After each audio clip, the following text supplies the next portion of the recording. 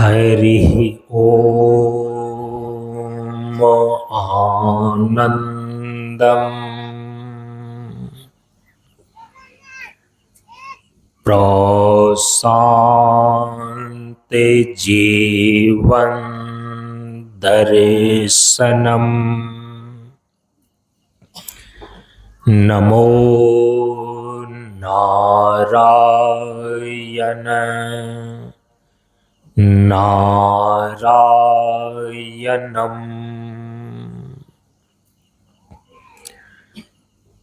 सनातन धर्म के वैदिक परंपरा के अंतर्गत गुरु और शिष्य के बीच एवं वक्ता और श्रोता के बीच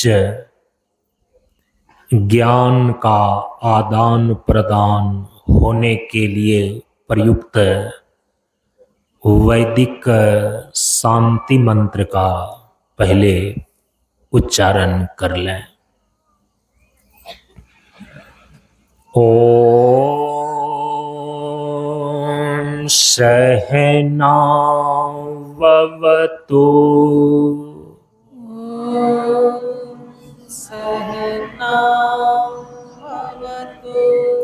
सहनौ भुनक्तु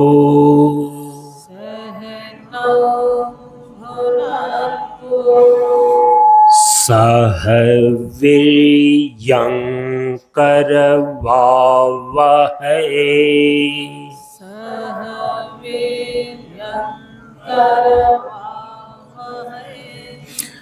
तेजस्विनावधीतमस्तु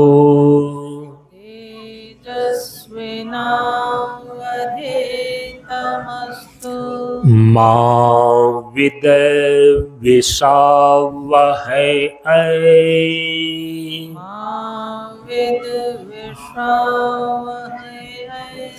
ओम शांति शांति शांति।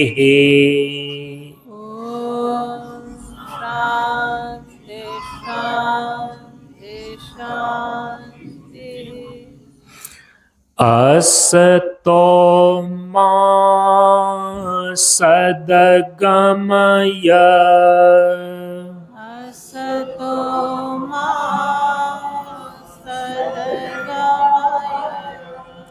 तमसो मा ज्योतिर्गमय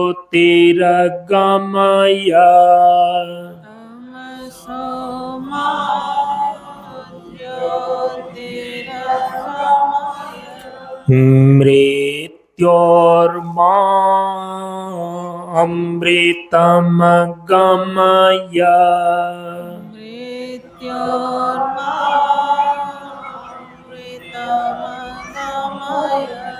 ओम शांति शांति शांति।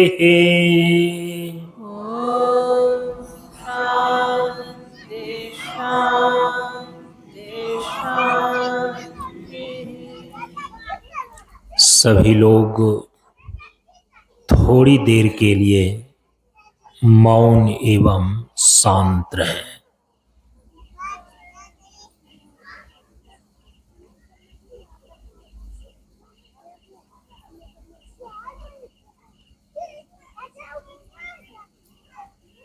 नमो नारायण। ये आवाज जो है ना अभी केवल ऊपर माइक से आ रही है, ये दिमाग में टन टन कर रहा है, इधर साउंड नहीं बज रहा है, लगता है एक बघाव हो गया है। तो ऊपर वाले हॉर्न को थोड़ा सा मेरे वाला में कम करके, और इधर से कोई भी आवाज नहीं आ रही है, उधर से साउंड की आवाज आनी चाहिए जैसे कल आती थी। हल्का ठीक करें।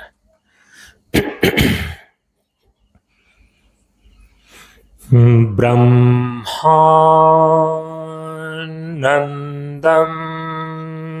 परम सुखदं केवलं ज्ञानमूर्तिम्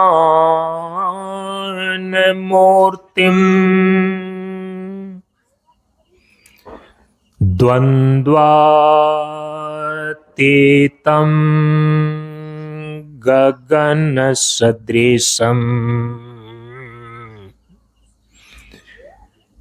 तत्त्वमस्यादिलक्ष्यम् एकं नित्यं विमलमचलम्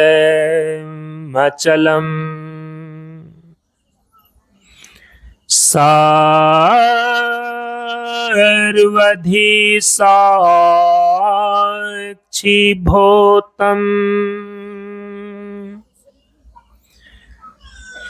भावातीतं त्रिगुणरहितम् सद्गुरुं तं नमामि।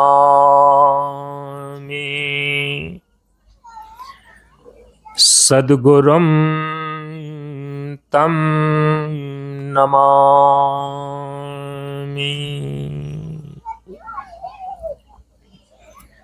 श्री गुरु चरण स्पर्श अनुभूति। ज्ञान मार्ग सत्संग के सानिध्य में उपस्थित श्रद्धालु सत्संग प्रेमियों, ज्ञान बढ़े गुणवान के संगत, ध्यान बढ़े तपस्वी संग किन्हो, बुद्धि विवेक विचार बढ़े संत सन्यासी सुसज्जन तिन्हो। इसलिए ज्ञानी बेधय ज्ञान से, व्याधा बेधय तीर, सद्गुरु बेधय शब्द से भींगे सकल शरीर।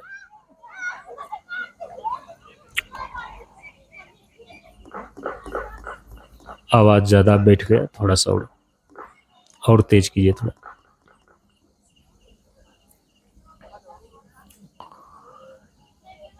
प्रेमियों, जब जब विकल भूधरा परे संतों का अभिगमन हुआ, जब जब विकल भूधरा परे संतों का अभिगमन हुआ, जिनके त्याग तपस्या संयम से शांति का प्रस्फुटन हुआ। इसलिए त्याग तपस्या संयम का वैभव लेकर सन्यास चला, आगे आगे दो चरण चले, पीछे पीछे इतिहास चला। क्योंकि इन दो चरणों के चिन्ह अमर, इन दो चरणों के रज पावन, जिनके वरदानों से बदले युग का आत्म सबका जीवन। प्रेमियों, हम सभी लोग बिहार प्रांत के शेखपुरा जिला अंतर्गत बरबीघा प्रखंड में स्थित प्रशांत योगाश्रम श्री कृष्णपुरे मूसापुर मंच पर कालयुक्त व सिद्धार्थ संवत्सर सन 2025 ईस्वी के 8 नवंबर से लेकर आज 14 नवंबर तक परम पूज्य गुरुदेव बाबा शांतानंद जी महाराज के द्वारा स्थापित ज्ञान मार्ग सत्संग मंच के 38वें शीतकालीन वार्षिकोत्सव के पावन अवसर पर आयोजित 7 दिवसीय ज्ञान यज्ञ सत्संग सत्र के आज अंतिम दिन पूर्णाहुति सत्संग में उपस्थित हैं। हम सभी लोग इस बार के इस ज्ञान यज्ञ सत्र में परम पूज्य गुरुदेव के द्वारा स्थापित ज्ञान मार्ग सत्संग मंच के स्वरूप पर विचार करते रहे। आज इस मंच के लिए इस विचार को विराम भी देना है। आप सभी लोगों ने, जिन्होंने निरंतर प्रवचन में भाग लिया, सत्संग में सम्मिलित हुए, उन्होंने श्रवण किया कि परम पूज्य गुरुदेव ने ज्ञान मार्ग सत्संग मंच इस नामकरण से 3 चीजों की ओर मुख्य रूप से संकेत किया है, निर्देश दिया है। पहला संकेत है मार्ग का, दूसरा संकेत है संग का, और तीसरा संकेत है संस्थान के स्वरूप का। मार्ग कौन सा, तो उसके विषय में यहां पर कहा जा रहा है ज्ञान मार्ग। और इसी ज्ञान मार्ग को समझने के संदर्भ में सनातन धर्म के अंदर जीवन का कल्याण प्राप्त करने के लिए हमारे सनातन शास्त्रों में, ग्रंथों में और हमारे महापुरुषों के द्वारा जिन जिन मुख्य मुख्य मार्गों का वर्णन किया गया है, इस पर यत्किंचित विचार किया। दूसरा जो निर्देश है संग को लेकर के, कि संग कैसा, संग किसका, तो उसी का यहां पर निर्देश दिया गया है सत्य का संग, अर्थात सत्संग। क्योंकि आप संसार में संग साथ तो जीवन भर चलते ही रहते हैं, लेकिन वह संग साथ आपके जीवन के लिए कई बार उलझन बन जाता है, बंधन बन जाता है, और कई बार वह संग साथ ही वियोग के कारण से दुख रूप हो जाता है। इसीलिए संग करें तो किसका करें, तो कहा कि सत्य का संग करें। और जो सत्य का संग करने के लिए जान जाता है, सच्चे अर्थों में सत्य का संग कर लेता है, जो सत्य तत्व है उसका संग। और हम बता चुके हैं कि परमार्थ सत्य के रूप में कौन सा तत्व प्रतिष्ठित है। भगवान श्री कृष्ण ने गीता में कहा कि आत्मा एव सत्य सनातनश्च, और उपनिषद में कहा, वेद के ज्ञान कांड उपनिषद अर्थात वेदांत में कहा कि सत्यम ज्ञानम अनंतम ब्रह्मा, अर्थात परमार्थ सत्य के रूप में ब्रह्म और आत्मा की ही प्रतिष्ठा है। यही आपका यथार्थ स्वरूप है, ब्रह्म और आत्मा। यही आपका परमार्थ स्वरूप है।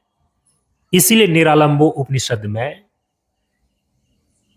इस बात की डिंडिम घोषणा की गई कि जीवो ब्रह्मा न अपरः,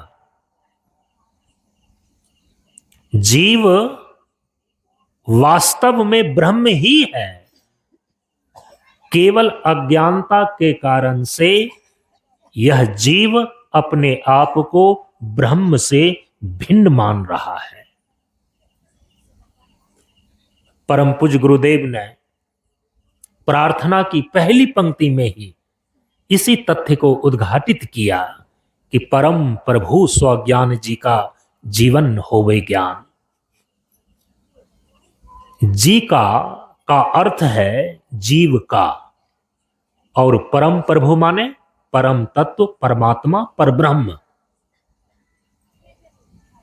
कहने का तात्पर्य है कि इस जीव का जो वास्तविक स्वरूप है, इस जीव का जो यथार्थ स्वरूप है, इस जीव का जो परमार्थ स्वरूप है, वह परम प्रभु, परब्रह्म, परमात्मा है। इसका बोध हमें जीवन में हो जाए, जीवन होवे ज्ञान। ब्रह्म और आत्मा का अप्रोक्ष ज्ञान हो जाए, जीव और ब्रह्म के ऐक्य का ज्ञान हो जाए। इसी अद्वैत ज्ञान से, इसी अद्वैत ज्ञान से जीवन का परम पुरुषार्थ मोक्ष सिद्ध होता है। मोक्ष की प्राप्ति केवल और केवल इसी अद्वैत ज्ञान से, जो परम सत्य के रूप में ब्रह्म और आत्म तत्व प्रतिष्ठित है, इसके अप्रोक्ष ज्ञान से होता है। संसार के बहुत सारे ज्ञान आपके पास हैं, उससे आपके जीवन का व्यवहार चलता है, संसार चलता है, उससे परमार्थ सिद्ध नहीं होता। भगवान श्री राम ने इसीलिए लक्ष्मण को उपदेश करते हुए स्पष्ट रूप से इस सिद्धांत को वर्णित किया। अरण्य कांड में, रामचरितमानस के अंदर भगवान कहते हैं कि ज्ञान मोक्ष प्रद वेद बखाना। कौन सा ज्ञान मोक्ष प्रदान करने में समर्थ है? ज्ञान के नाम पर तो आप बहुत कुछ जानते हैं, लेकिन कौन सा ज्ञान? तो भगवान कहते हैं कि दरअसल में ज्ञान उसी को कहा जा सकता है जो मोक्ष प्रदान करने में समर्थ है। जिस जानकारी से, जिस ज्ञान से मुक्ति का लाभ नहीं हुआ, तो भगवान श्री कृष्ण ने एक कदम बढ़कर के गीता जी में कह दिया कि वो कहने भर के लिए ज्ञान है, यदि कहो तो वह अज्ञान ही है। जो कुछ भी आप संसार के विषय में जान रहे हैं, वो सांसारिक ज्ञान है, वो अध्यात्म ज्ञान नहीं है, परमात्म विषयक ज्ञान नहीं है। परमात्म विषयक ज्ञान से मोक्ष की प्राप्ति होती है। तो जो परम सत्य, परमार्थ सत्य के रूप में ब्रह्म और आत्म तत्व प्रतिष्ठित है, इनके अप्रोक्ष ज्ञान से आत्यांतिक मोक्ष की प्राप्ति होती है, और इसी को बोलते हैं जीवन का कल्याण। इसीलिए संग करें तो किसका करें? कहा कि सत्य का संग करो। जो परमार्थ सत्य है उसका अनुभव और अनुभूति करो। संग माने क्या है?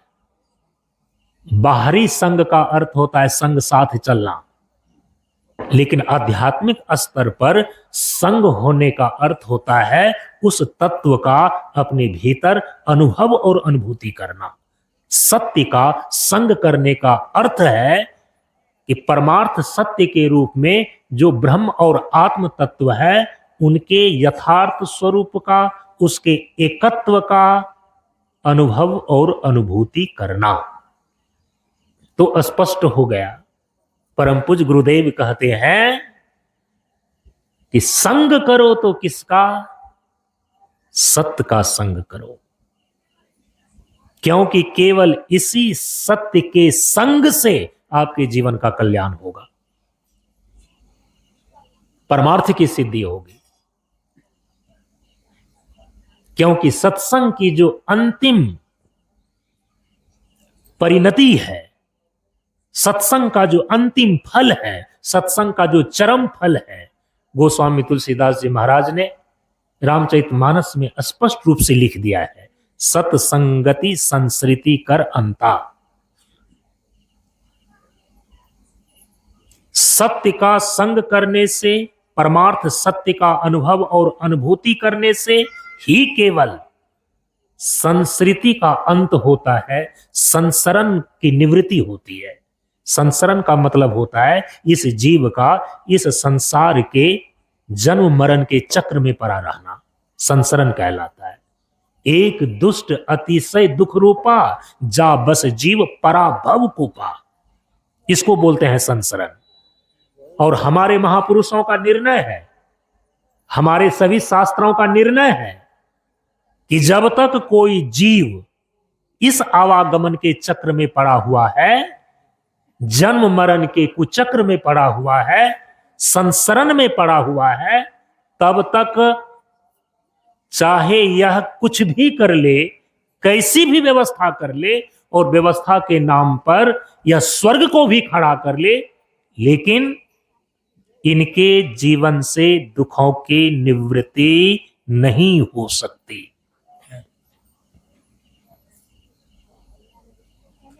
जब तक यह आवागमन के चक्र में पड़ा हुआ है, जन्म मृत्यु के चक्र में पड़ा हुआ है, स्वर्ग जैसा शोभनतम व्यवस्था भी दुखों की आत्यांतिक निवृत्ति नहीं कर सकता। मृत्यु का भय बना रहेगा, दुख की प्राप्ति होती रहेगी,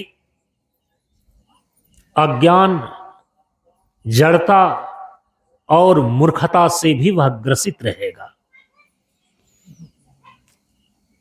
स्वर्ग में भी निवास करने वाले की मृत्यु होती है, वे भी संतप्त होते हैं।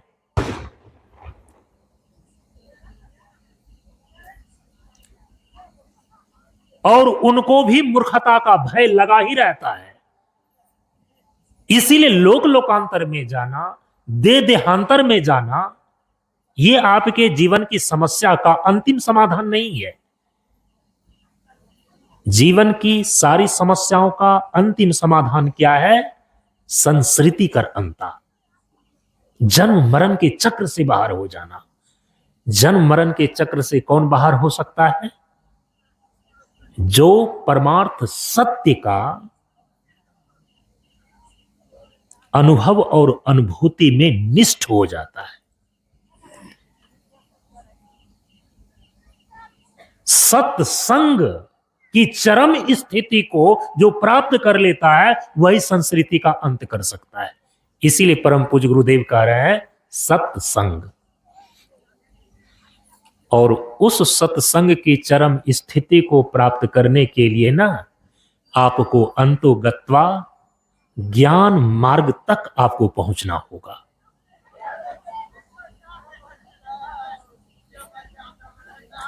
कर्म मार्ग, फिर इसके बाद भक्ति मार्ग, और सबसे अंत में है ज्ञान मार्ग।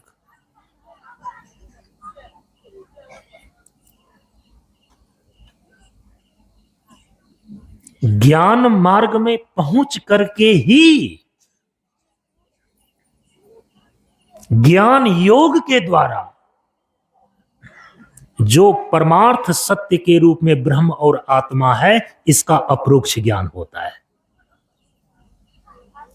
परमार्थ सत्य का अप्रोक्ष ज्ञान, उसके लिए तो फिर ज्ञान मार्ग तक आपको पहुंचना होगा, ज्ञान योग की साधना करनी होगी। इसलिए परम पूज्य गुरुदेव कह रहे हैं ज्ञान मार्ग सत्संग। अब ये बातें जो है व्यक्तिगत ही किसी की बपौती बन करके न रह जाए। ठीक है, किसी ने परमार्थ सत्य को ज्ञान मार्ग पर चल करके ज्ञान योग की साधना के द्वारा उपलब्ध कर लिया, और ऐसे ब्रह्मनिष्ठ महापुरुष यदि अपने ब्रह्म ज्ञान को, अपने परमार्थ सत्य के अनुभव और अनुभूति को किसी कंदरा में, किसी गुफा में बंद होकर के अपने साथ ही लेकर के चले जाएं। आम जनता को यदि इसका उपदेश न दें, आम लोगों के लिए यदि इसको उपलब्ध न कराएं, तो फिर आम व्यक्ति का कल्याण कैसे होगा?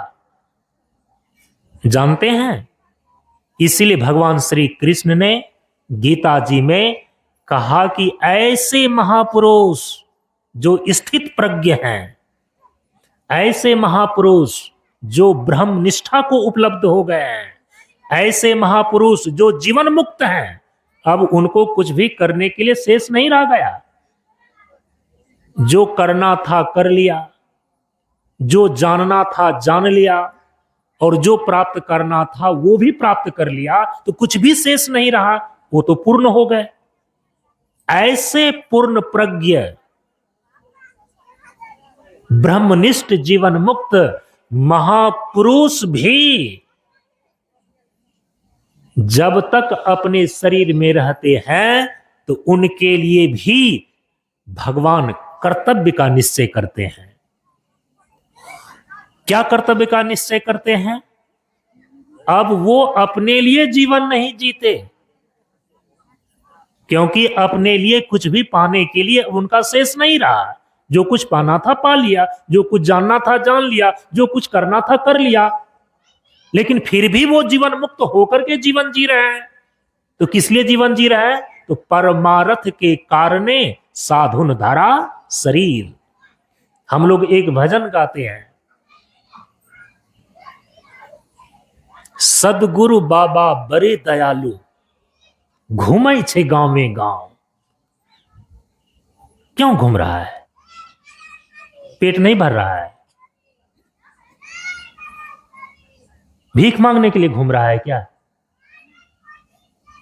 जिसको खाने के लिए नहीं मिल रहा है, पेट भरने के लिए जो घूम रहा है। ऐसे भी हैं हमारे साधु समाज में कुछ साधु, लेकिन जो सदगुरु हैं, सदगुरु बाबा बड़े दयालु। अरे सदगुरु हम उन्हें कहते हैं जो परमार्थ सत्य को उपलब्ध हो गए हैं, लेकिन फिर भी घूमे छे गांव में गांव। ये ज्ञान मार्ग सत्संग को लेकर के गांव गांव वो पहुंच रहे हैं। क्या उनको अपनी बेटी की शादी के लिए पैसा जमा करना है क्या? बाप का श्राद्ध करने के लिए कुछ पैसा जमा है करना है क्या? संसार के सारे रिश्ते और नाते को तो छोड़ करके संन्यास धारण करके वो आ गए, फिर भी घूमे छे गांव में गांव। किस लिए? सुतल जीव के जगह जगह के बोलवे छे प्रशांत, बोलो भैया रामे राम।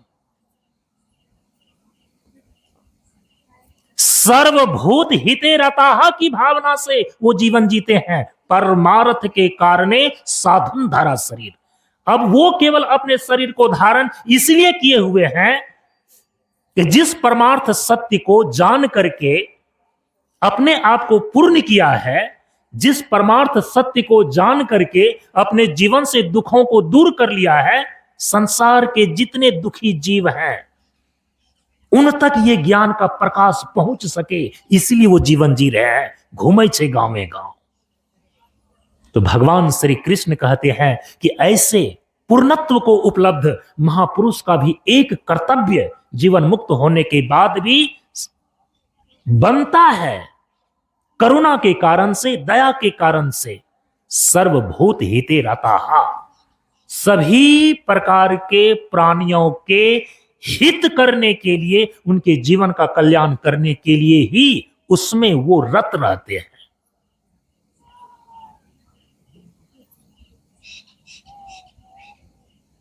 अब जब आम व्यक्तियों के जीवन के कल्याण करने के लिए वो चलेंगे, गांव गांव घूमेंगे, जिस स्थान से, जिस जगह से, जिस संस्थान से, जिस पीठ से वो अपने ज्ञान का उपदेश करते हैं, उसी पीठ को, उसी संस्थान को हम मंच बोलते हैं। मंच भी कई प्रकार का होता है।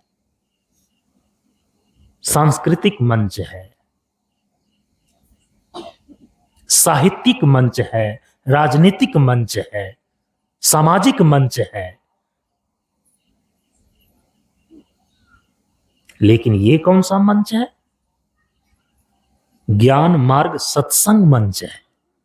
आप जो मंचन कर रहे हैं, आप जो लोगों तक अपनी बातों को पहुंचा रहे हैं जिस स्थान से, वो किस प्रकार का स्थान है, किस प्रकार का संस्थान है, किस प्रकार का वो जगह और पीठ है?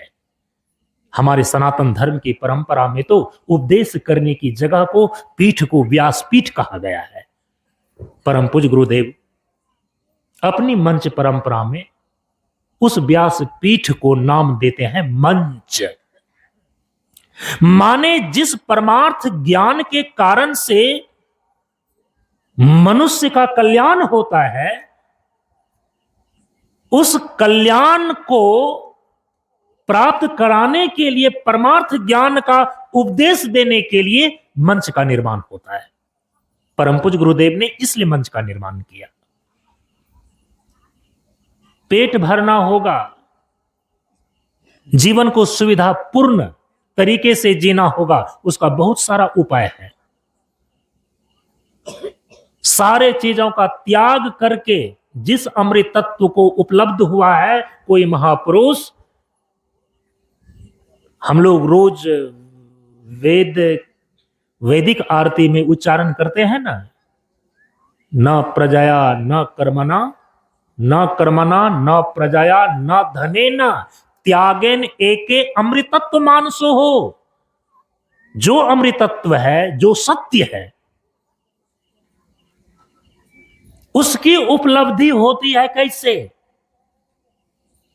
कहा कि न कर्म के महासागर से, न कर्मणा न प्रजया। प्रजया का अर्थ है कि बहुत सारी प्रजाओं के इकट्ठा करने से भी अमृत तत्व की उपलब्धि नहीं होती। बहुत सारी संतानें आपकी हो जाए,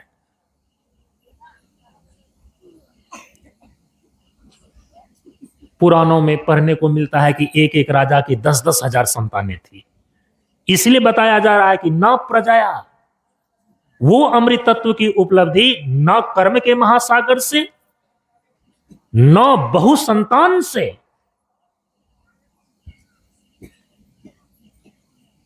न धनेना,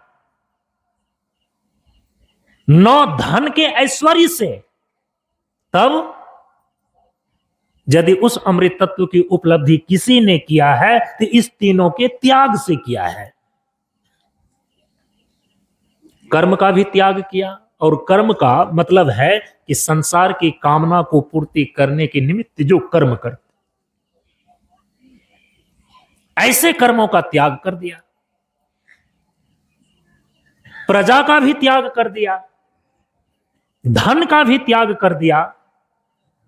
इस त्याग के कारण से वह ब्रह्म स्वरूप हुआ। इसीलिए परम पूज्य गुरुदेव उपदेश में निर्देश करते हैं कि त्याग ब्रह्म स्वरूप है। त्यागेन एके अमृतत्व मानसो हो। अमृतत्व की उपलब्धि तो त्याग की साधना के द्वारा होता है। माने कि 3 प्रकार की ऐसनाओं का जिसने त्याग किया है, जिसके जीवन में पूर्ण संन्यास घटित हो गया, वो अमृतत्व को उपलब्ध होता है, वो ब्रह्म ज्ञान को उपलब्ध होता है। प्रजया कह करके पुत्रेष्णा, धन कह करके वित्तेष्णा, और कर्म न कर्मणा, कर्मणा कह करके लोकेष्णा।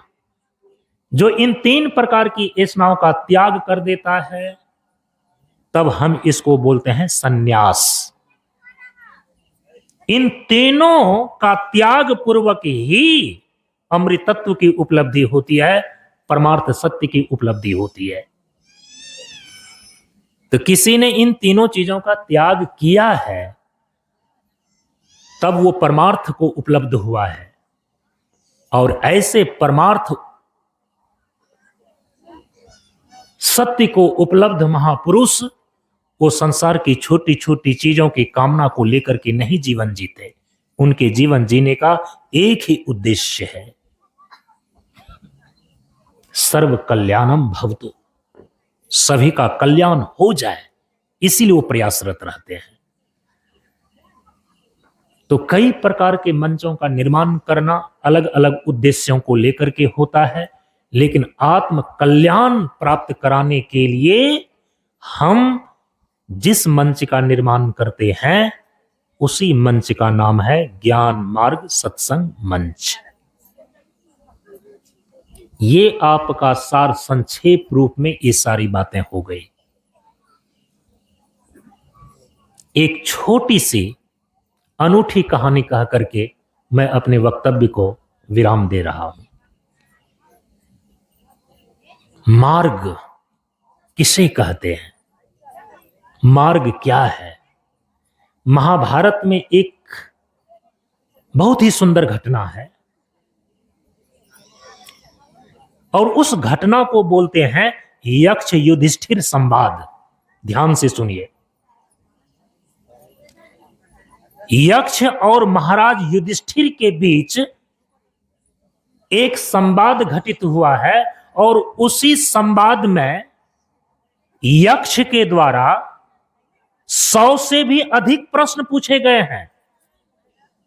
पांडवों में जो सबसे बड़े हैं युधिष्ठिर, महाराज युधिष्ठिर से,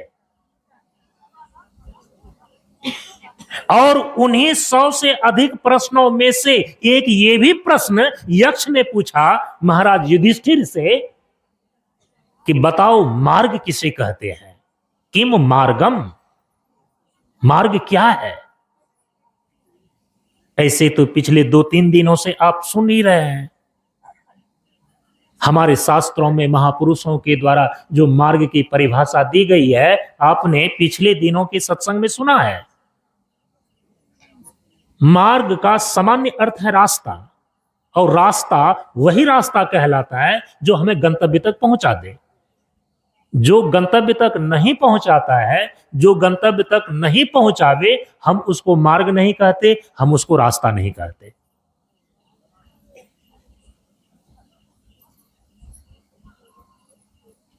क्या है गंतव्य आपका? गंतव्य का अर्थ है कि आपको जहां तक जाना है। कहां तक जाएंगे आप? जन्म लेते हैं मर जाते हैं, जन्म लेते हैं मर जाते हैं, तो आकर 4,84,000 योनि भ्रमत यह जीव अविनाशी। तो जीव की जो निरंतर गतिशीलता इस सृष्टि में अनादि काल से चलता हुआ चला आ रहा है, ये कहां पहुंचना चाहता है? जो नहीं पहुंच पा रहा है, ये जहां पहुंचना चाहता है यही उसका गंतव्य है। यदि पहुंचा हुआ होता तो जन्म और मृत्यु ही नहीं होती, दोबारा जन्म ही नहीं होता, पूर्व जन्म और पुनर्जन्म ही नहीं होता। क्योंकि भगवान श्री कृष्ण कहते हैं यद गत्वा न निवर्तन्ते, जो जीव अपने गंतव्य को पूरा कर लेता है ना, फिर से दोबारा जन्म नहीं लेता। ये भगवान कह रहे हैं गीता जी में। यदि आप दोबारा दोबारा जन्म ले रहे हैं तो इसका मतलब है कि गंतव्य अभी पूरा नहीं हुआ है, गंतव्य प्राप्त नहीं हुआ है। गंतव्य है क्या? इस जीव का गंतव्य क्या है? इस जीव का लक्ष्य क्या है? जीवन का लक्ष्य क्या है? गंतव्य माने लक्ष्य होता है, जहां ये जीव निरंतर गतिशील होकर के ये पहुंचना चाहता है, जहां तक इनको पहुंचना है वो कहलाता है गंतव्य। ये जीव कहां तक पहुंचना चाहता है?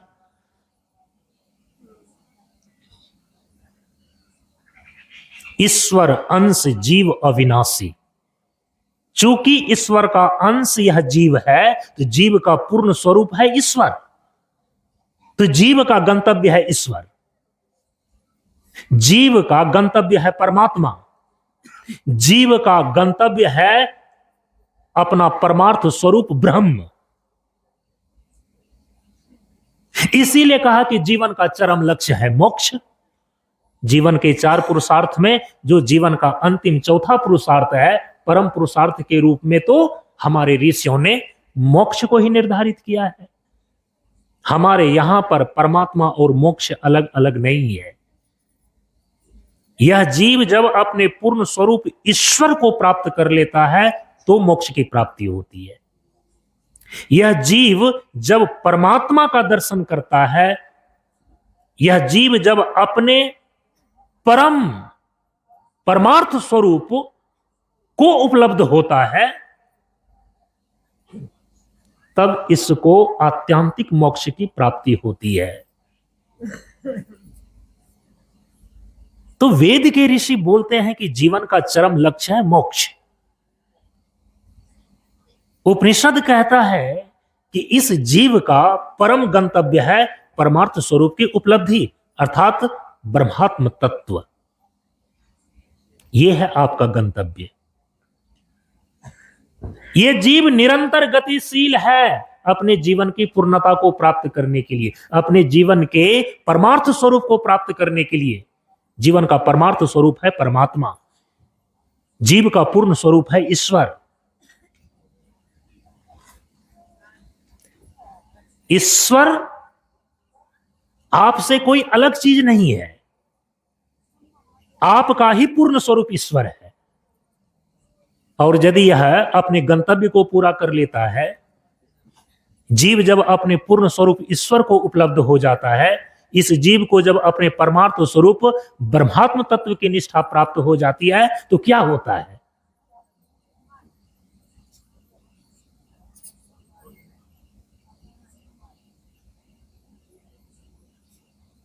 उस स्थिति में पहुंच जाएगा तो क्या होगा?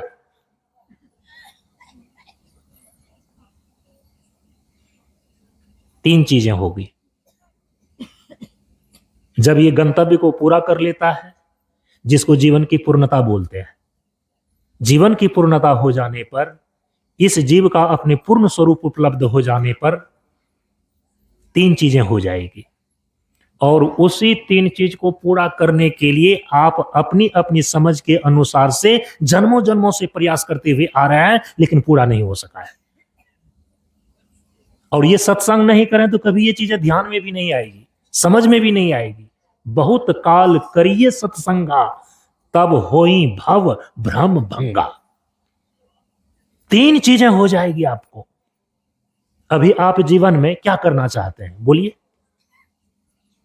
आप अपने जीवन से दुख को दूर करना चाहते हैं। एक, दुख दूर होता नहीं है। जब मोक्ष की प्राप्ति होती है ना, दुख की आत्यांतिक निवृत्ति हो जाती है। जब यह जीव अपने पूर्ण स्वरूप ईश्वर को उपलब्ध होता है ना, तो वहां पर दुख का लवलेश मात्र भी नहीं रहता, क्योंकि ईश्वर अंश जीव अविनाशी, चेतन अमल, सहज सुख राशि। जीव का जो पूर्ण स्वरूप ईश्वर है वो सदघन है, चिदघन है, आनंद घन है। तो आनंद सिंधु में दुख का लवलेश कहां? तो जिस दुख को आप अपने जीवन में दूर करना चाहते हैं और अभी तक दुख दूर नहीं कर पाए, जिस समय आपका यह गंतव्य पूरा हो जाएगा तो समझिए वहां दुख का अंत हो जाता है। एक चीज।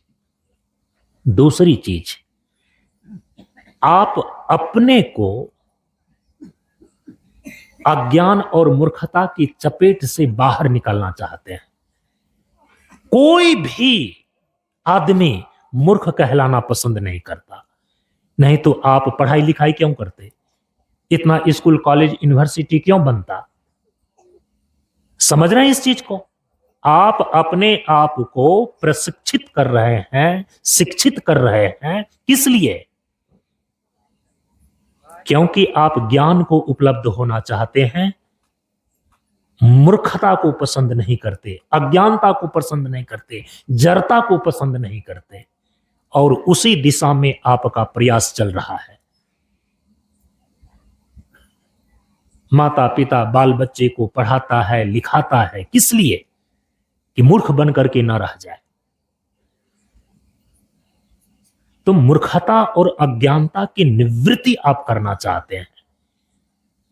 जब जीवन पूर्ण हो जाता है, जब मोक्ष की प्राप्ति हो जाती है, जब आपका गंतव्य पूरा हो जाएगा, तो वहां पर अज्ञान नाम का लेस भी नहीं रह जाता।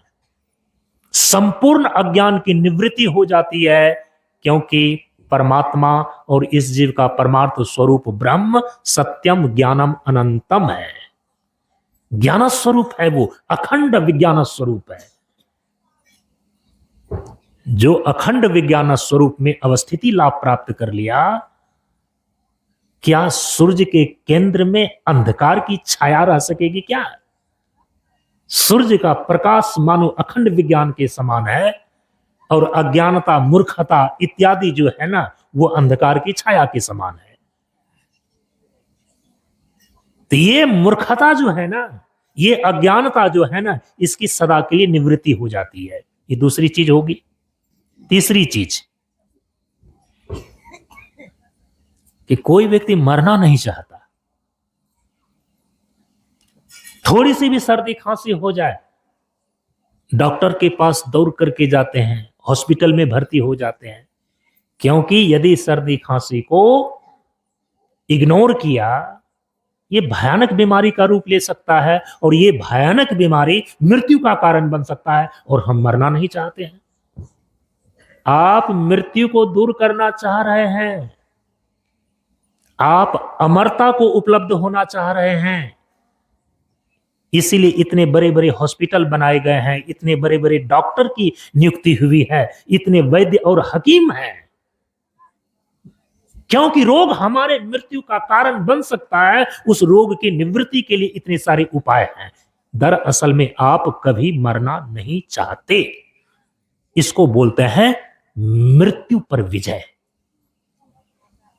हाँ, आज वैज्ञानिक भी जिस प्रकार से प्रकृति पर विजय प्राप्त करके सोचता है कि मैं मृत्यु पर विजय प्राप्त करूं, वो नहीं कर सका। मृत्यु पर विजय प्राप्त करने का वो तरीका है नहीं।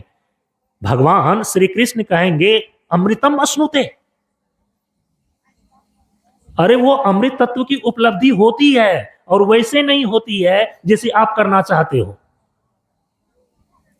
जिस दिन आपके जीवन का गंतव्य पूरा हो जाएगा, जिस दिन यह जीव अपने परमार्थ स्वरूप को उपलब्ध हो जाएगा, जिस दिन यह जीव मोक्ष को प्राप्त कर लेता है ना, वहां पर मृत्यु की दाल नहीं गलती, उसकी मृत्यु नहीं होती। शरीर की मृत्यु होती है, लेकिन जीव तो स्वरूप से नित्य ही है, क्योंकि ईश्वर का अंश है। अव्यक्त ब्रह्म ही है जीव। तो ब्रह्म तो अमृतत्व है, ईश्वर तो अमर है। इसीलिए जब यह जीव अपने पूर्ण स्वरूप ईश्वर का दर्शन कर लेता है, ईश्वर में जिसकी अवस्थिति हो जाती है, अमृत तत्व के रूप में जो ब्रह्म है, आत्मा है, इसी में जिस जीव की अवस्थिति हो जाती है, तो मोक्ष प्राप्त होने के बाद फिर उसकी मृत्यु कभी नहीं होती, अमृत स्वरूप हो जाता है। ये तीन चीजें जिसको करने का प्रयास आप अनादिकाल से करते चले आ रहे हैं, लेकिन उसमें सफलता नहीं मिली है। दुख को दूर करना चाह रहे हैं, दुख दूर हुआ नहीं। मृत्यु पर विजय प्राप्त करना चाह रहे हैं, मृत्यु पर विजय प्राप्त हुई नहीं। मूर्खता की चपेट से आप बाहर होना चाहते हैं, फिर भी बड़े बड़े डिग्री उपाधि प्राप्त करके भी अकेले एकांत में जाकर के सोचते हैं, तो लगता है कि अज्ञात के महासागर में हम डुबकी लगा रहे हैं। बहुत ऐसी सारी चीजें हैं, नहीं जानते हैं। जबकि हमारे वेद के ऋषि छांदोग्य उपनिषद में प्रश्न ही करते हैं, कस्मिन् विज्ञाते सर्वं विज्ञातम। वो कौन सा ऐसा तत्व है जिसको जान लेने के बाद और कुछ भी जानने के लिए शेष नहीं रह जाता। जो तत्व अखंड विज्ञान स्वरूप होगा, जो सर्वज्ञ होगा, उसको आप जानेंगे तभी तो सर्वज्ञ स्वरूप होंगे, और कुछ भी जानने के लिए शेष नहीं रहेगा। नहीं तो दुनिया के खंड खंड चीजों को, अलग अलग विषयों को जान करके आप विशेषज्ञ हो सकते हैं, आप सर्वज्ञ नहीं हो सकते, सर्ववित नहीं हो सकते, आप अखंड विज्ञान स्वरूप नहीं हो सकते। पढ़ लिख करके बहुत ही मूर्खता को, अज्ञानता को सदा के लिए दूर करने का आप अनादिकाल से प्रयास करते चले आ रहे हैं, इसमें भी सफलता आपको नहीं मिली। ये तीन चीजें जिसको अभी भी आप अपने जीवन में पूरा करने के लिए प्रयास कर रहे हैं, लेकिन वो पूरा नहीं हो पाता। इसी का पूरा हो जाने का नाम है पूर्णता। इसी का पूरा हो जाने का नाम है जहां जाकर के पूरा हो जाता है उसी को बोलते हैं गंतव्य, और इस गंतव्य तक जो पहुंचा दे उसी का नाम है मार्ग, उसी को बोलते हैं रास्ता। ऐसा नहीं कि हाँ पोलहर पर से मुसापुर जो जा रहे हैं उसके लिए कौन सा रास्ता जाता है, तो खेते खेत भी चले जाते हैं, ऐसे घूम करके सड़क से भी जाते हैं। अब इतनी दूर में तो हवाई जहाज नहीं उड़ाया जा सकता ना, तो क्योंकि बाहर जो चलने के लिए लोगों ने 3 मार्गों का आविष्कार किया। एक स्थल मार्ग है जो धरती पर चलते हैं बस से, ट्रेन से इत्यादि से, उसको बोलते हैं स्थल मार्ग। भूमार्ग भी उसी को कहा जाता है। और दूसरा है जो कि जल में रास्ता निकाला जाता है, उसको बोलते हैं जल मार्ग। जहाज के द्वारा, पानी जहाज के द्वारा, नाव के द्वारा हम जल मार्ग होकर के यात्रा करते हैं और दूसरे जगह पर पहुंचते हैं। और तीसरा जो मार्ग है वो है हवाई मार्ग, वायु मार्ग। हवाई जहाज के द्वारा, वायुयान के द्वारा हम जिस रास्ते से जाते हैं, तो बाहर ये 3 रास्ते हैं यात्रा करने के लिए, स्थल मार्ग, जल मार्ग और वायु मार्ग, उसी को आकाश मार्ग भी कहा जाता है।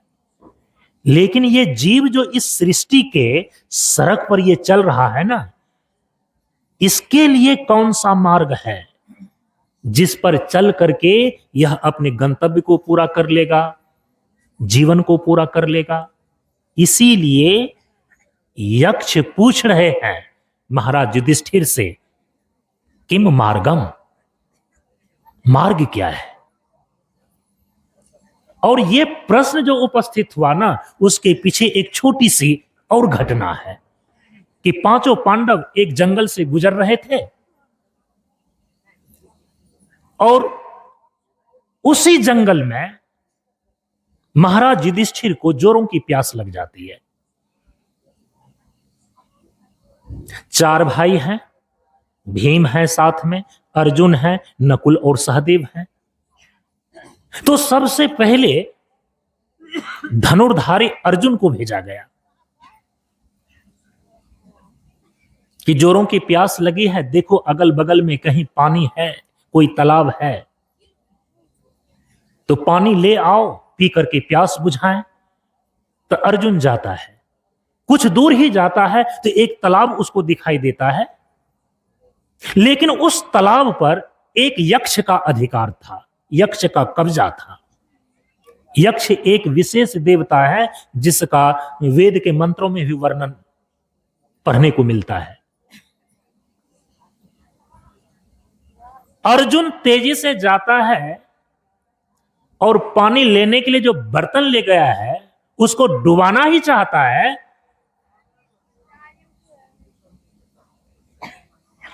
तो अदृश्य रूप से एक आवाज यक्ष देता है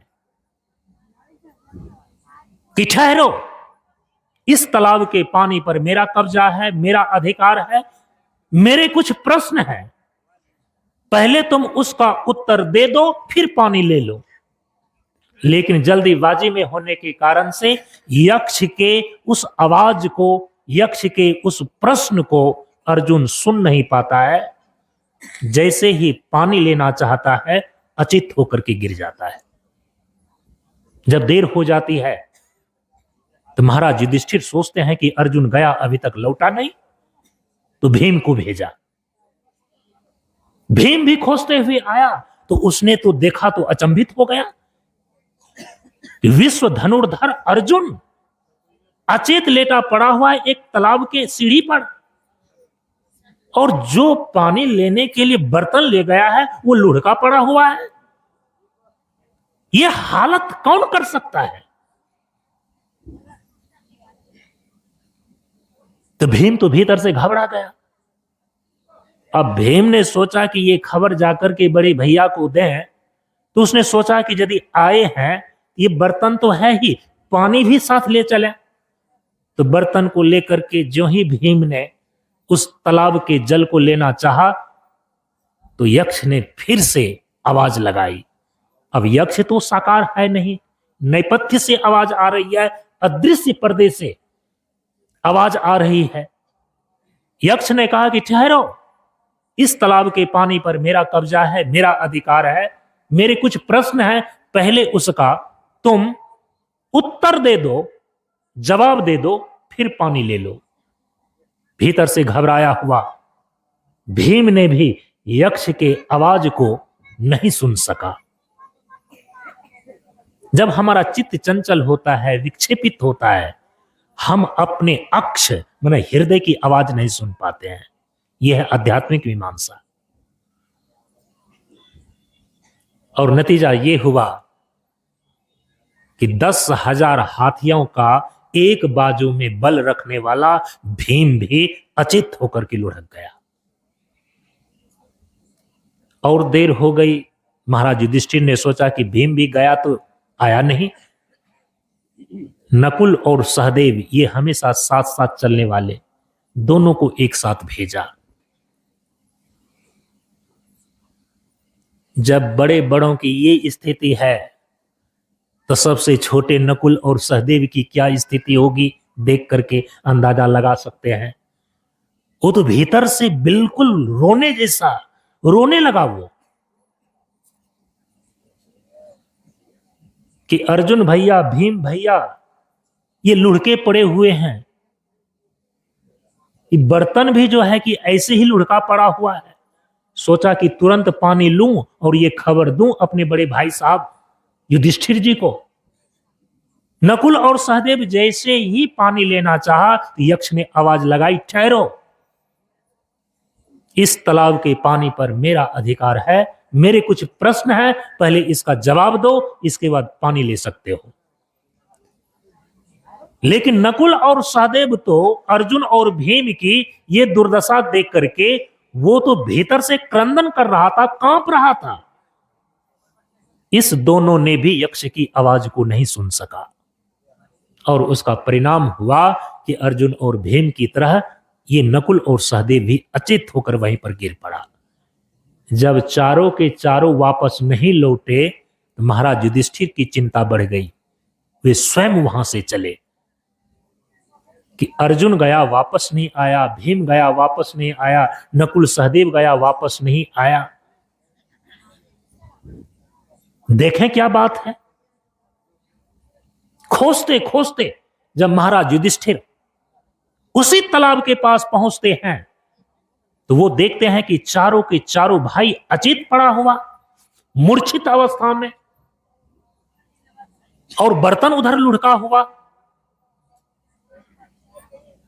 ऐसी विषम परिस्थिति में भी जिसका चित्त न घबराए, युद्ध जैसी विषम परिस्थिति में भी जो अपने चित्त को स्थिर रखे उसको बोलते हैं युधिष्ठिर।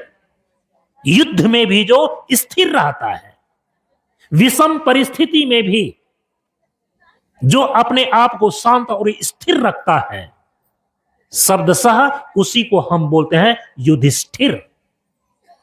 युधिष्ठिर घबराते नहीं हैं, जल्दीबाजी नहीं करते हैं। वो निरीक्षण करते हैं कि आखिर विश्व का सबसे बड़ा धनुर्धर, इसको अचेत करने वाला कौन हो सकता है।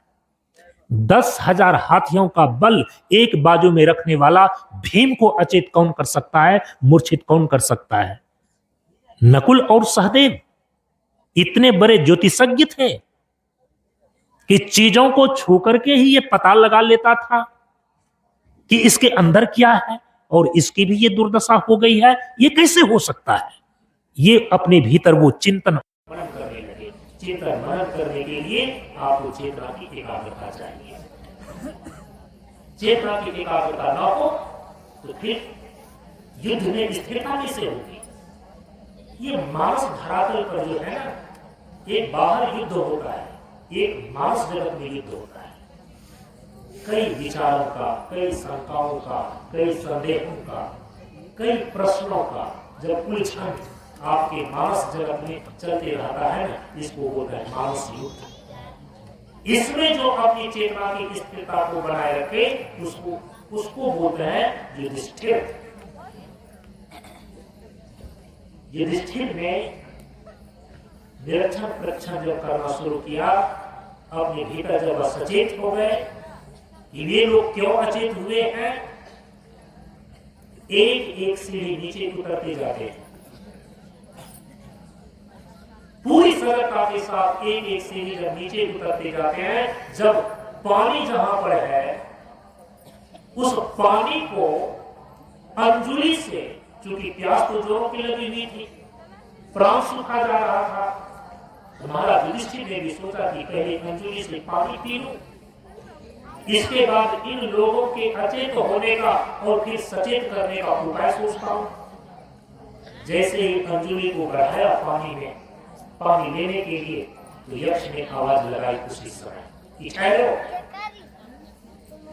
इस पानी पर मेरा अधिकार है, मेरे कुछ प्रश्न है, पहले इसका उत्तर दे दो, इसके बाद पानी ले लो, नहीं तो तुम्हारी भी हालत ऐसे ही होगी जैसे इस चारों की हुई है। अब महाराज युधिष्ठिर को उत्तर मिल गया कि ओ, माने कि इस तालाब के पानी पर किन्हीं का अधिकार है जो आवाज लगा रहा है, और उनकी आवाज न सुनने के कारण से, उनके प्रश्नों का उत्तर न देने के कारण से मेरे इन चारों भाइयों की ये हालत हुई है। पानी लेना छोड़ करके सावधान हो जाते हैं महाराज युधिष्ठिर, और उन्होंने कहा कि आप जो भी हैं, आपकी आवाज तो मुझे सुनाई दे रही है, लेकिन आपकी आकार दिखाई नहीं दे रही है, आपका रूप दिखाई नहीं दे रही है। यक्ष ने कहा कि मेरे आकार और रूप पर मत जाओ,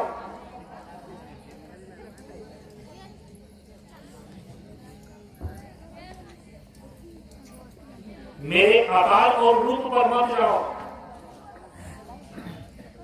मेरी आवाज तुम्हें सुनाई दे रही है ना। आप देख लीजिए, अंधेरे में रूप और आकार दिखाई नहीं देता, लेकिन अंधेरे में आवाज सुनाई देती है। यक्ष की आवाज तो सुनाई दे रही है, लेकिन यक्ष का रूप दिखाई नहीं दे रहा है।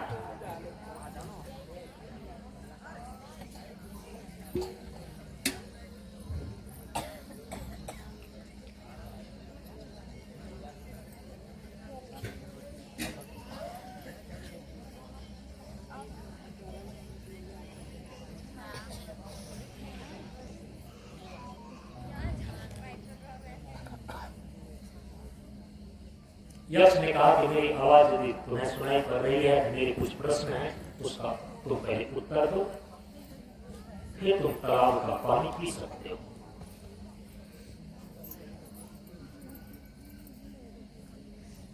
और वहां पर महाभारत में उस यक्ष देवता ने 100 से भी अधिक प्रश्न किए हैं महाराज युधिष्ठिर से, परम पूज्य गुरुदेव केवल 10 प्रश्नों पर ही विचार करते थे।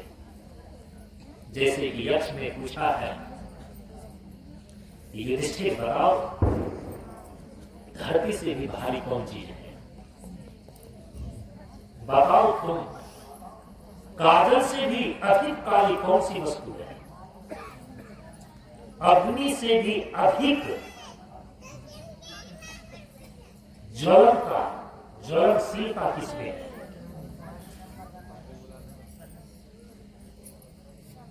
आकाश से भी बड़ा कौन है? बताओ कि सबसे बड़ा आश्चर्य क्या है? इस प्रकार से 100 से भी अधिक प्रश्न किए हैं, और महाराज युधिष्ठिर ने सबका सटीक उत्तर दिया है। जैसे कि थोड़ा सा नमूना के लिए कह दो, महाराज युधिष्ठिर ने वहां पर कहा कि हे यक्ष देवता, गुरुकुल में गुरुजनों के द्वारा जो मैंने जाना है, शास्त्रों के अनुशीलन से जो मैंने समझा है, आप कह रहे हैं कि इस धरती से भी भारी कौन सी चीज है?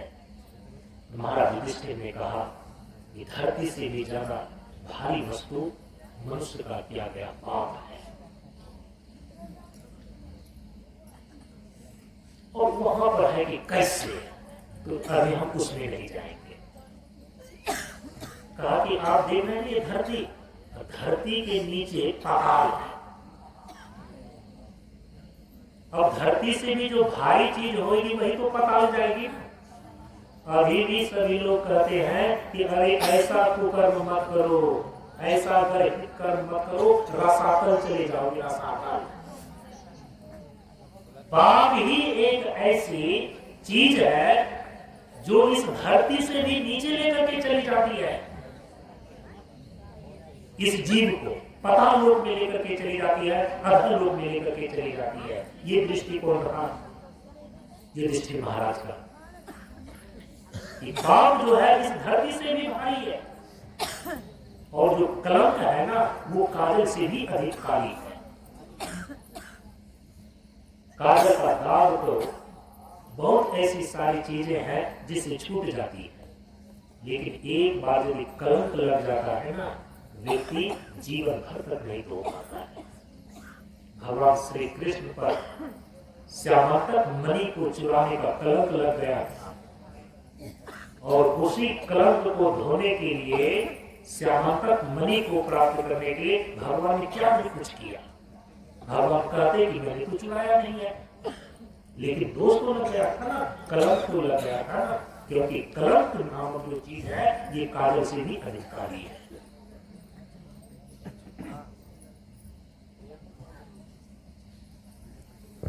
जब यक्ष ने पूछा है वहां पर कि बताओ कि आग से भी अधिक ज्वलनशीलता किसमें है, तो महाराज युधिष्ठिर ने कहा कि क्रोध अग्नि से तेज है।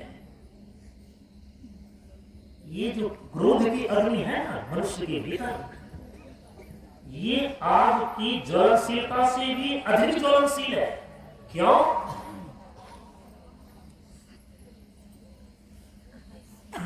क्यों का भी वहां पर उत्तर दिया हुआ है, बड़े बड़े आचार्यों ने उस पर भाष्य लिखे हैं।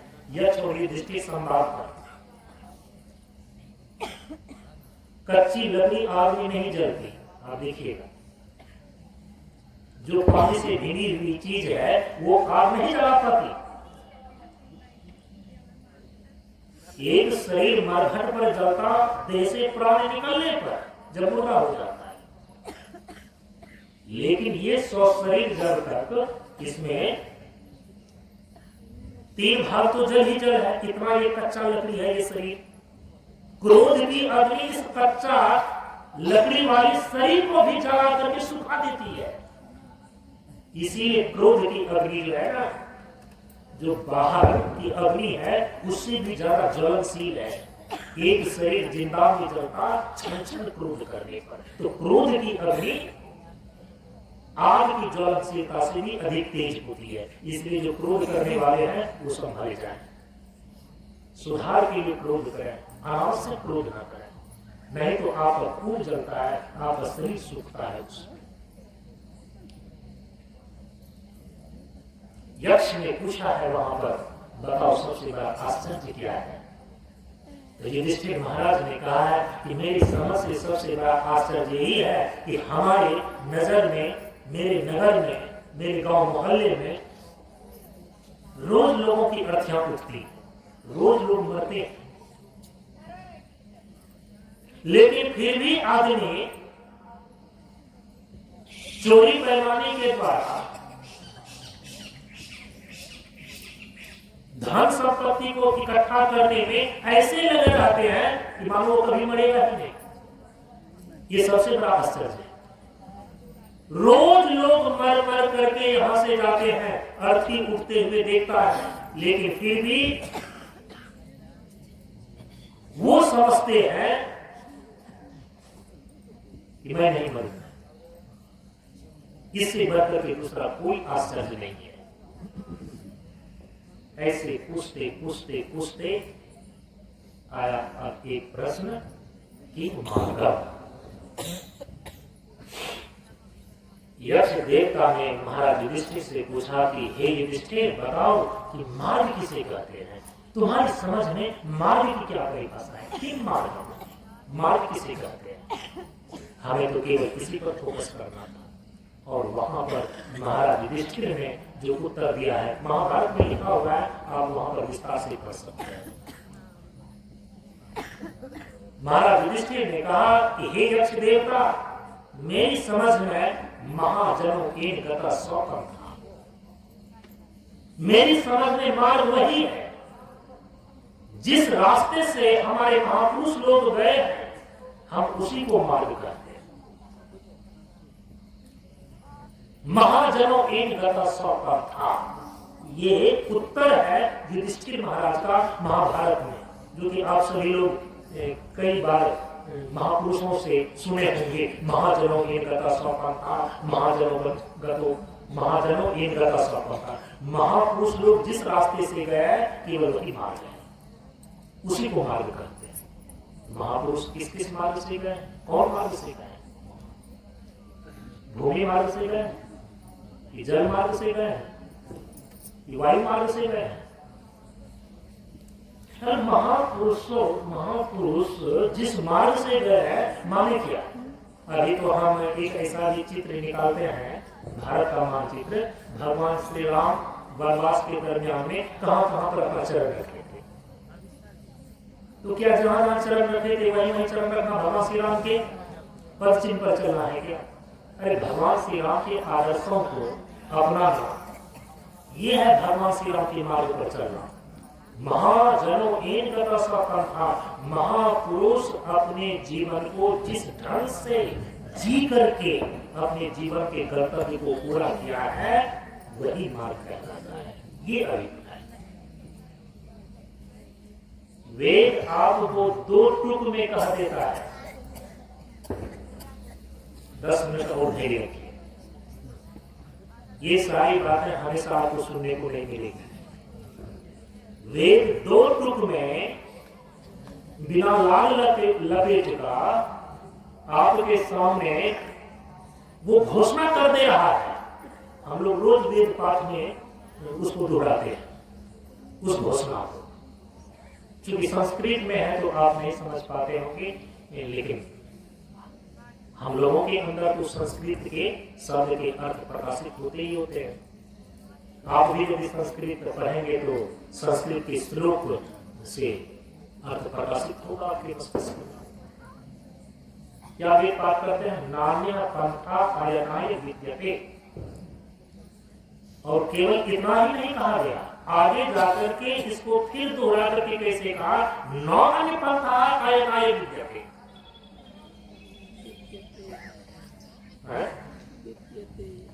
विद्यते अयनाय, नान्य पंथा अयनाय विद्यते, नान्य पंथा विद्यते अयनाय। इसका अर्थ आप समझते हैं क्या होता है? इसका अर्थ होता है कि नौ अन्य पंथा, नौ कोई दूसरा मार्ग है इसको छोड़कर। और आगे क्या कहा? 9 दूसरा मार्ग है, 9 अन्य पंथ है, 9 अन्य कोई रास्ता है, 9 हो सकता है।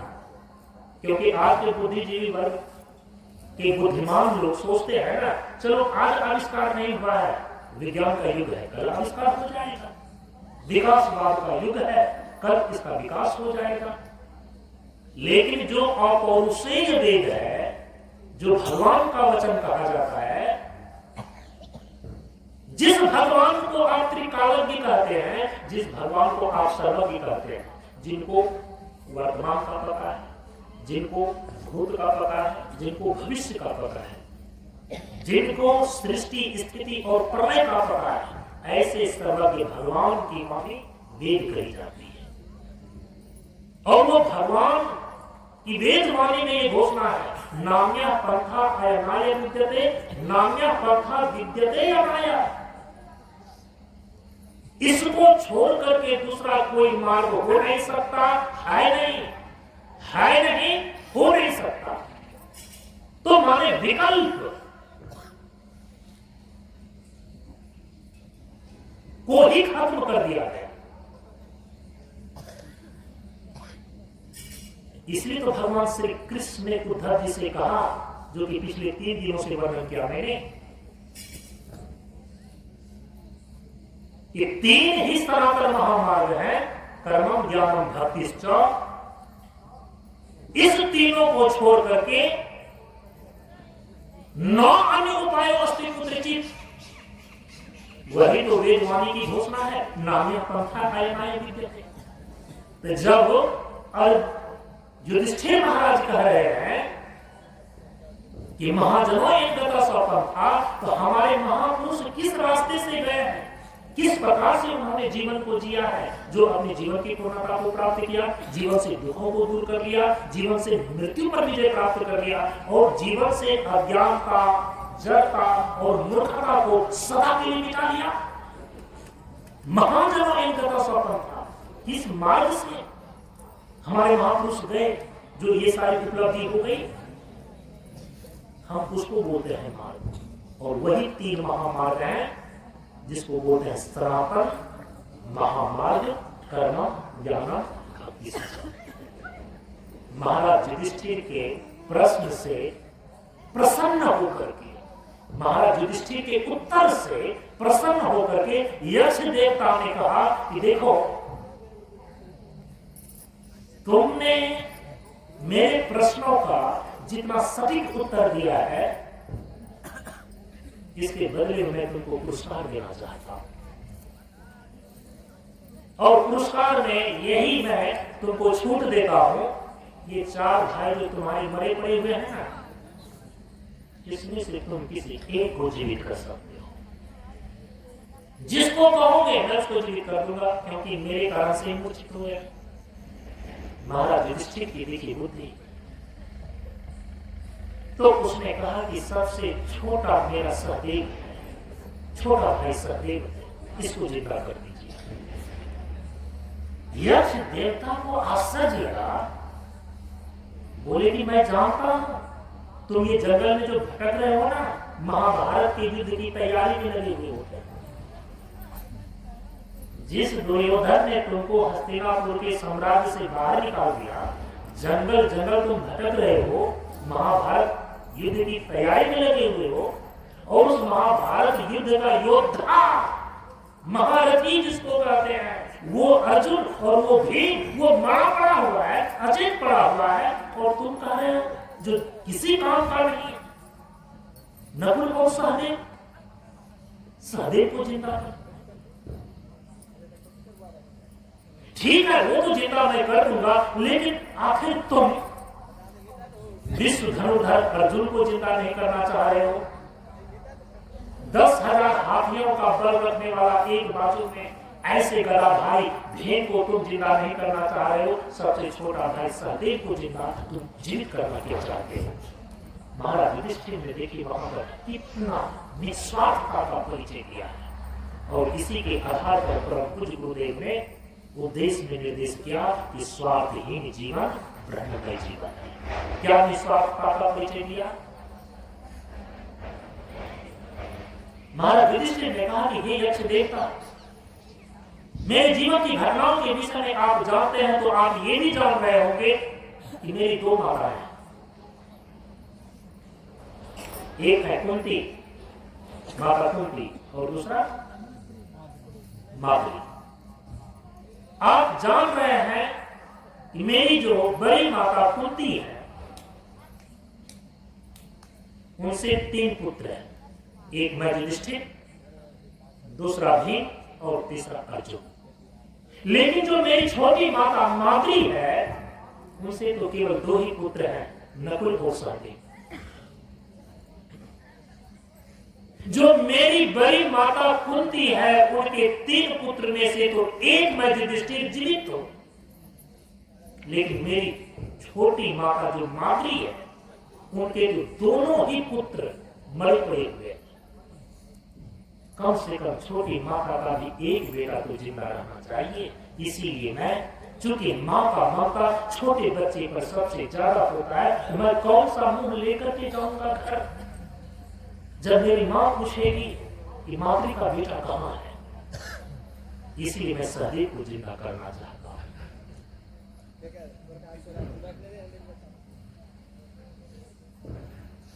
नहीं चाहिए हस्तिनापुर का साम्राज्य, भले मैं महाभारत का युद्ध हार जाऊं, अर्जुन के बगैर, भीम के बगैर, लेकिन मैं अपनी मानवता का परिचय दूंगा, मैं अपने संबंध को देखूंगा कि मेरी छोटी माता का दोनों पुत्र मरे पड़े हुए अचेत है, उसमें से किसी एक को ही जिंदा करने की बात चूंकि आप कर रहे हैं, तो छोटा भाई जो सहदेव है उसको जिंदा कर दीजिए।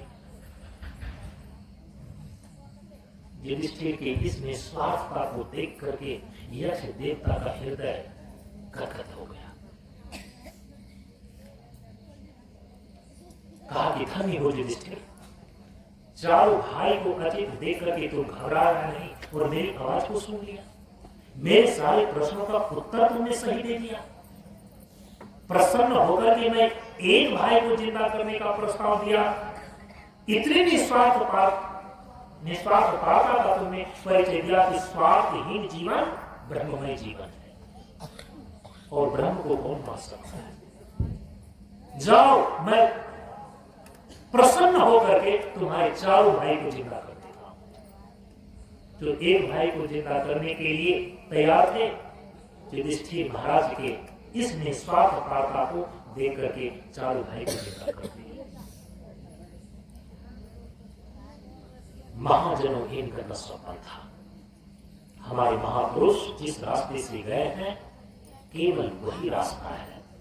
ये रोज रोज जो लोग अपना मन ग्रंथ रास्ता पंथ ढूंढते रहता है ना, वो जीवन को व्यर्थ खपा रहा है।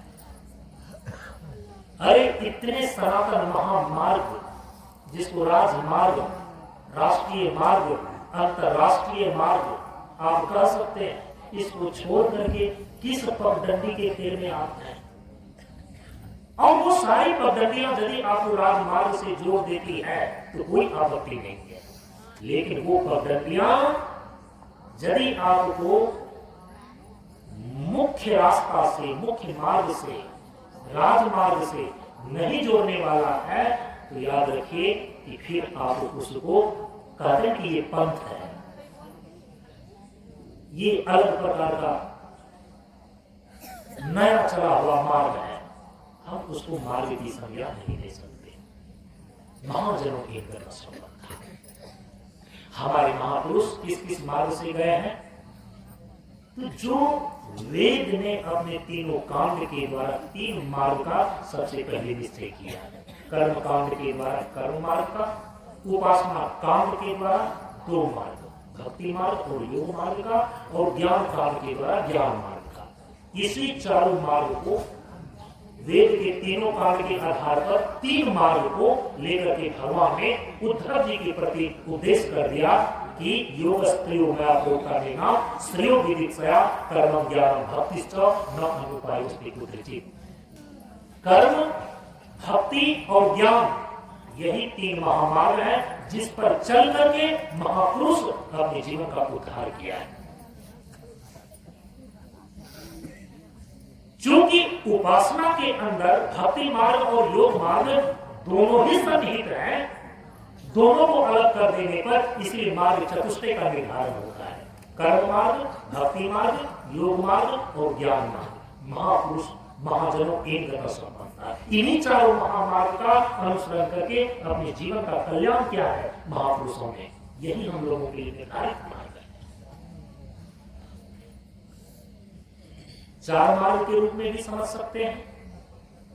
यदि भक्ति और योग को एक में समन्वित कर देते हैं तो तीन मार्ग हो जाते हैं, और उस तीनों मार्गों को भी द्विविधा निष्ठा करके, जैसा कि कल मैंने आपको भगवान के वचन में गीता के अंदर दिखाया, ये दो ही निष्ठाएं हैं, द्विविधा निष्ठा प्रोक्ता। ज्ञान योगेन सांख्यानाम, कर्म योगेन योगिनाम। दो प्रकार की निष्ठा है। कर्मोपासना के समुचित अनुष्ठान से ज्ञान योग में प्रवेश करने की योग्यता आ जाती है साधक में। क्योंकि जो कर्म मार्ग की साधना है ना, वो आपके भीतर जो परम तत्व परमात्मा है उसका दर्शन करने में, आत्मा का साक्षात्कार करने में जो तीन प्रतिबंध है, तीन बाधक है, वो तीन दोष के रूप में है। एक को बोलते हैं मल दोष, दूसरे को बोलते हैं विक्षेप दोष, और तीसरे को बोलते हैं आवरण दोष। मल, विक्षेप और आवरण। जो कर्म की वासना है ना, कर्माशक्ति है ना, फलाशक्ति है ना, इसी को बोलते हैं दार्शनिक धरातल पर मल दोष।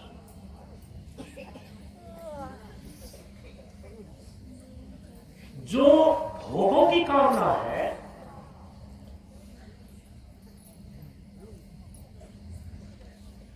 दिव्य दिव्य भोगों को भोगने की इच्छाएं हैं, जिसके कारण से चित्त में विक्षेप दोष की उत्पत्ति होती है। और तीसरा जो है ना, आवरण दोष। यहां आवरण दोष का मतलब है कि अपने स्वरूप के प्रति जो अज्ञान बना हुआ है, स्वरूप अज्ञानम इति अविद्या, तो अविद्या ही आवरण है। जब कर्म मार्ग का अनुसरण करके कर्म योग की आप साधना करते हैं, तो उससे क्या होता है, जो पहला प्रतिबंध है चित्त में मल दोष का, उस मल दोष की निवृत्ति हो जाती है और आपका चित्त शुद्ध हो जाता है। सत्वात संजायते ज्ञान, इसका द्वार खुल गया कि पाचन सांच होने से ज्ञान अभ्यास हो जाता, ये चीज है वहां पर, इसका द्वार खुल गया। जब आप भक्ति योग का अनुष्ठान करते हैं, भक्ति मार्ग का अनुसरण करके भक्ति योग की साधना करते हैं, इसके द्वारा जो दूसरा प्रतिबंध है विक्षेप दोष, इसकी निवृत्ति हो जाती है। भोगों की कामनाएं शांत हो जाती है, चित्त की चंचलता दूर हो जाती है, आपका चित्त एकाग्र और समाहित हो जाता है। तो परम पूज्य गुरुदेव ने क्या कहा, पहले कहा कि पाचन सांच होने से ज्ञान अभ्यास हो जाता, तो ये अंतःकरण की शुद्धि किससे आएगी, कर्म मार्ग का अनुसरण करके कर्मयोग की साधना से। फिर ज्ञान तक पहुंचना है ना, उसकी योग्यता लानी है ना। तो जो विक्षेप दोष है उसको दूर करने के लिए जो साधन बताए गए हैं वो है भक्ति योग। भक्ति मार्ग का अनुसरण करके भक्ति योग की साधना करने से। तो भक्ति योग में क्या है, भक्ति और योग दोनों जुड़ा हुआ है। इसको करने से आपके अंदर विक्षेप दोष की निवृत्ति हो जाती है। तो इसी को लेकर के परम पूज्य गुरुदेव क्या कहते हैं कि ज्ञान हुए सो शांत हुए सो ध्यान हुए या पाचन के नाम। ठीक है। तीसरा जो प्रतिबंध है वो है आवरण, और आवरण है यहां पर स्वरूप का अज्ञान रूप अविद्या। जो आपका यथार्थ स्वरूप है उस स्वरूप के अनुरूप अनुभव और अनुभूति नहीं होती है, स्वरूप के विरूप अनुभव और अनुभूति होती है। तो स्वरूप अज्ञान रूप जो अविद्या है वही आवरण है जो आत्मा के यथार्थ स्वरूप को ढक करके रखा है। उसकी निवृत्ति होती है ज्ञान योग से। जो ज्ञान मार्ग का अनुसरण करके ज्ञान योग की साधना करता है वो अपने भीतर आवरण दोष की निवृत्ति करके अनावरण आत्मा की स्थिति को प्राप्त कर लेता है। और इसी स्थिति को बताने के लिए परम पूज्य गुरुदेव कहते हैं कि त्याग विवेक अभेद रहे जब आपका जीवन सात्विक हो। तीन प्रतिबंध और तीनों प्रतिबंध को दूर करने के लिए ये तीन महामार्ग है। और इसी तीन महामार्ग का अनुसरण करने में त्रिविध प्रकार के योग की साधना, ये है महाजनों की व्रत संपन्नता। हमारे महापुरुषों ने इसी त्रिविध मार्ग का अनुसरण करके इस त्रिविध योग का संपादन करके अपने जीवन का कल्याण प्राप्त किया। तो द्विविधा निष्ठा जब बोलते हैं ना, तो उसमें कर्म उपासना को कर्म योगे योगिना इसके अंदर रख देना चाहिए। और ज्ञान योगे सांख्या नाम जो कहा गया है, तो उसके अंदर तो वो ज्ञान मार्ग और ज्ञान योग आ ही गया। ये सारी बातें जो अभी आपने श्रवण किया, ये दार्शनिक धरातल पर जीवन का कल्याण प्राप्त करने के लिए जो निर्धारित त्रिविध मार्ग और त्रिविध योग है, जिसके विषय में कहा कि महाजनों एक का स्वप्न था, हमारे महापुरुषों ने इसी का अनुसरण किया और इसी की साधना करके अपने जीवन की पूर्णता को प्राप्त किया। तो हम लोगों के लिए भी यही रास्ता है, यही मार्ग है। मत ग्रंथ मार्ग पर मत चलिए, नए नए मार्गों का आविष्कार करने की आवश्यकता नहीं है, बल्कि महाजनों एक का स्वप्न। हमारे महापुरुषों ने जिस सनातन महामार्ग का अनुसरण करके, जिस त्रिविध योग की साधना करके अपने जीवन का कल्याण प्राप्त किया, वही हम सभी लोगों के लिए अनुसर्तव्य, अनुसरण करने योग्य है। उसके अतिरिक्त आप अपने जीवन को केवल व्यर्थ भटका रहे हैं।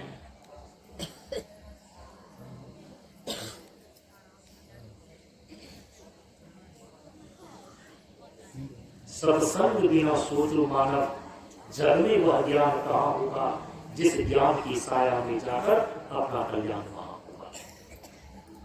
अब इस चारों को,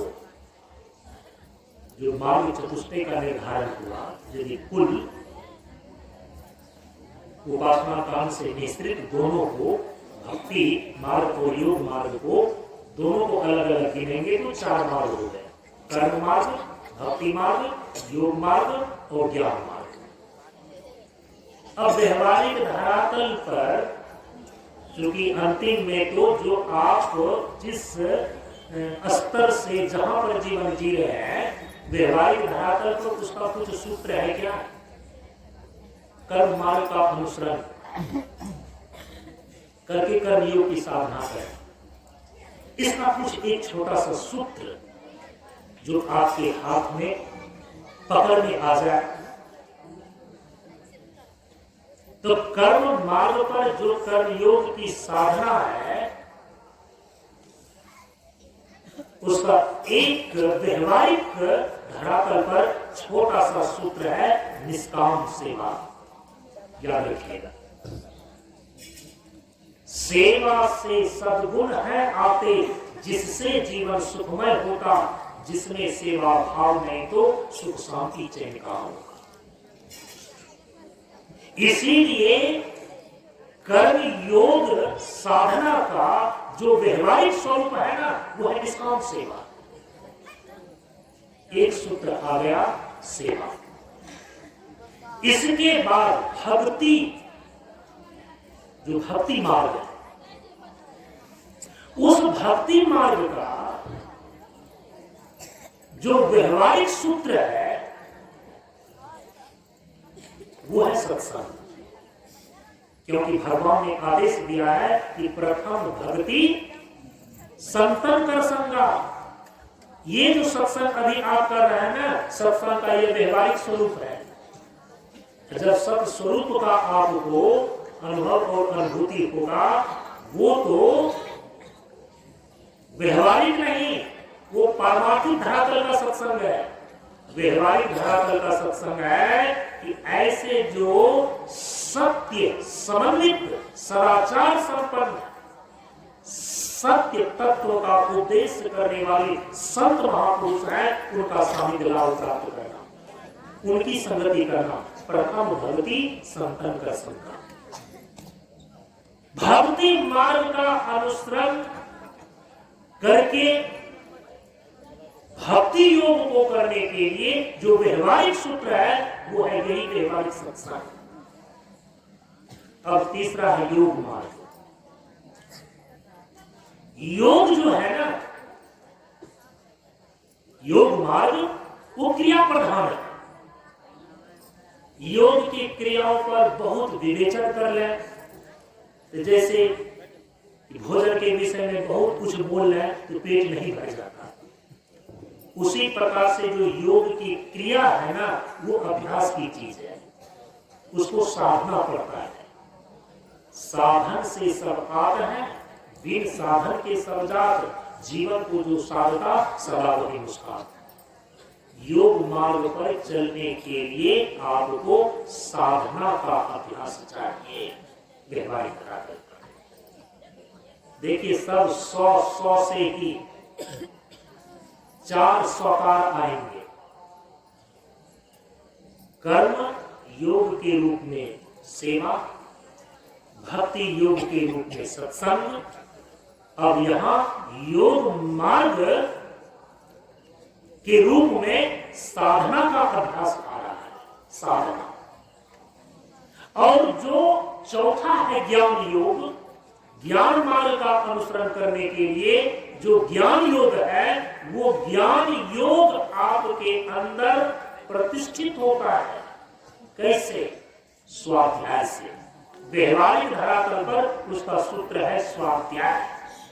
तो चारों मार्गों का अनुसरण करने के लिए जो 4 प्रकार के योग यहां पर निर्धारित हैं, कर्म योग, भक्ति योग, फिर राजयोग और ज्ञान योग, इसका व्यवहारिक सूत्र 4 ही है।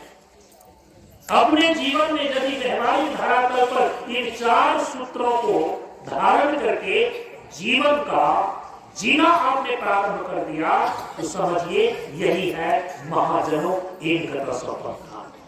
हमारे महापुरुष ने किस प्रकार से जीवन जिया जिससे कि जीवन का लक्ष्य पूरा हो गया? किस रास्ते से वो गए? वो रास्ता यही है व्यवहारिक धरातल पर। पहला है सेवा, दूसरा है सत्संग, तीसरा है साधना और चौथा है स्वाध्याय। अब आगे समझ में, ये 4 चीजें व्यवहारिक धरातल पर ही महापुरुषों ने अपने जीवन में साधा है, प्रतिष्ठित किया है। ये है महापुरुषों के द्वारा दिखाया गया रास्ता, ये है महापुरुषों के द्वारा बताया गया जीवन जीने की सही शैली। ये है महाजनों एक स्वतंत्रता। पहले आप अपने व्यवहारिक जीवन में इन 4 चीजों को प्रतिष्ठित करें। सेवा 1, सत्संग 2, साधना 3 और स्वाध्याय 4। यही चतुष्पाद है। जिस चतुष्पाद पर आपका जीवन रूपी मंदिर खड़ा होगा, और इसका शिखर क्या होगा? ब्रह्म और आत्मा का एकत्व बोध, मोक्ष की प्राप्ति। इन्हीं शब्दों के साथ मैं अपनी वाणी को सद्गुरुदेव के श्री चरणों में नमन करते हुए विराम देता हूं। एक साथ ही आशीर्वचन देकर शांति पाठ कर लें।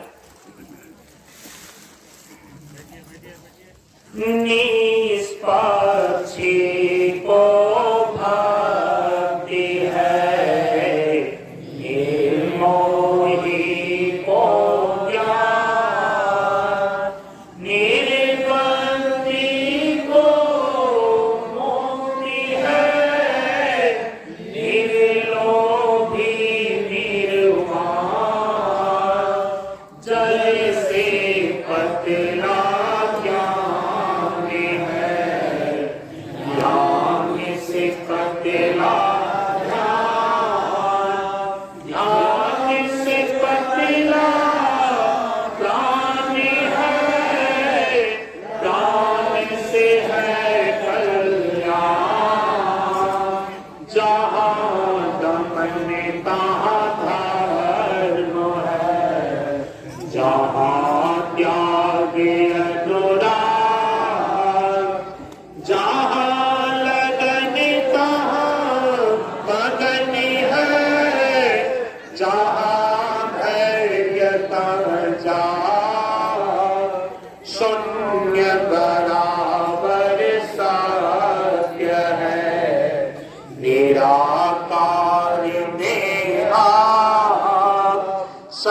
सदाशील कल्याण है, करता है निशिता। पूर्णाहुति का जयकार 3-3 बार होता है। हाथ उठा करके ललकार करें, ज्ञान का विकास हो, ज्ञान का विकास हो, ज्ञान का विकास हो, शिक्षा का विकास हो, शिक्षा का विकास हो, शिक्षा का विकास